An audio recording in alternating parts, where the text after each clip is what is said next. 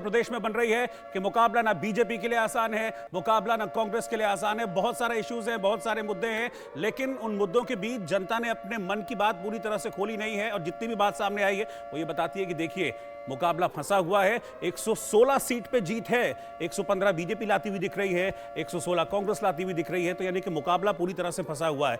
राहुल लाल जी, आप यहाँ तो बहुत आराम से बैठे हैं, लेकिन कांग्रेस को अभी इतना आराम करने की जरूरत है नहीं, मुझे लगता है अभी खूब पसीना बहाना पड़ेगा, सर्दी में गर्मी का एहसास दिलाना पड़ेगा। देखिए, मैं तो मध्य प्रदेश की कई बार यात्रा में कर रहा हूँ लगातार, अभी मध्य प्रदेश राजस्थान जहाँ पे मैं ग्राउंड पे गया हूँ।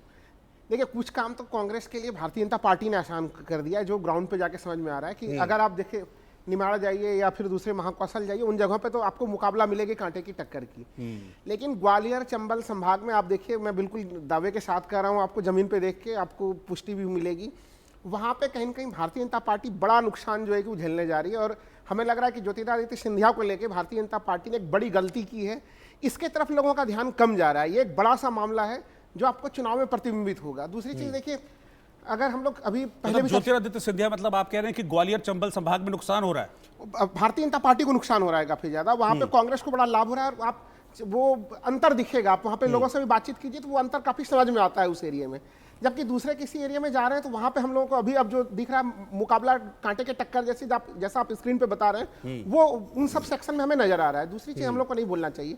हम लोग देखिए अभी राजस्थान की चर्चा कर रहे थे, तब कर्नाटक से उसकी तुलना कर रहे थे। देखिए, कर्नाटक का जो मॉडल है, कर्नाटक से तुलना, सर इसमें फिर से माफ कीजिएगा, रोक रहा हूं क्योंकि आपने फिर जिक्र किया, कर्नाटक से भी तुलना कर रहे हैं, हिमाचल से भी तुलना कर रहे हैं। हिमाचल में आपने ओपीएस का वादा किया था, कर्नाटक में आपने गारंटीज दी थी, तो अब आप वही फॉर्मूला यहां चलाना चाह रहे हैं? मतलब आपको लग रहा है कि वो गारंटी वाला फॉर्मूला काम कर जाएगा यहां पे? देखिए, दो गारंटी, आप दिल्ली की गारंटी को तो फ्रीबीज कहते हैं और फिर आप मध्य प्रदेश में, छत्तीसगढ़ में जाके गारंटीज देते हैं। देखिए, गारंटी का मामला भरोसा से जुड़ा है, अभी ये चर्चा कर रहे थे। लेकिन एक गारंटी प्रधानमंत्री जी ने 27 जून को दी थी कि भ्रष्टाचार के विरुद्ध, वो उन्होंने सीना ठोक के भोपाल में कहा था, उन्होंने इसी भोपाल में कहा था उन्होंने कि हम बिल्कुल भ्रष्टाचार से लड़ेंगे। और 2 जुलाई को जिसके ऊपर आरोप लगाया था उन्हें उप मुख्यमंत्री भी बनाया और महाराष्ट्र का खजाना का मंत्री भी बना दिया उन्हें।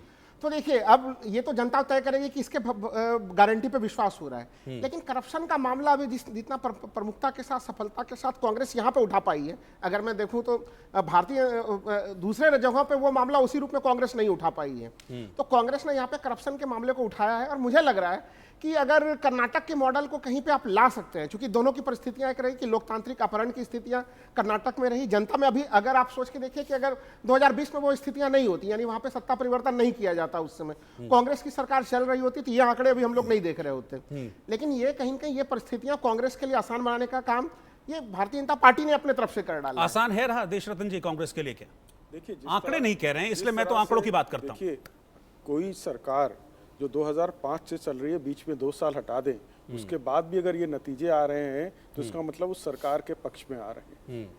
दूसरा, 3% का मैं एरर मार्जिन 3 से 4% का मानता हूँ, ये जो सर्वे होते हैं, ओपिनियन पोल होते हैं, अगर उसको देख लें तो ये बहुत तेजी से, क्योंकि इस तरह के कांटे की टक्कर में 1-2% अगर इधर उधर हुआ तो जिसके भी पक्ष में जाएगा वो लैंडस्लाइड विक्ट्री हो जाएगी। तो ये इस तरह के आपको उस तरह से रुझान दिखते हैं। तीसरा, इसमें जो लाडली बहन योजना है शिवराज चौहान की, उसने जमीनी स्तर पे बहुत ज्यादा असर डाला है। उसको लोग उस पर ध्यान नहीं दे रहे हैं, लेकिन उस पर अगर आप ध्यान देंगे तो ये जो 1-2-3% अगर इधर उधर होता है तो आप इस जो आंकड़े हैं जो भाजपा के पक्ष में जो मैच जो बराबर अभी दिख रहे हैं, हो सकता है वो लैंडस्लाइड विक्ट्री में भी बदल सकते हैं वहां पर। ठीक है, एक रिएक्शन सरवन जी हमारे साथ जुड़े हैं। सरवन नगेले जी वरिष्ठ पत्रकार हैं। सर, क्या लाडली बहना वर्सेस कांग्रेस गारंटीज, ये मुकाबला इस पर टिक गया आकर?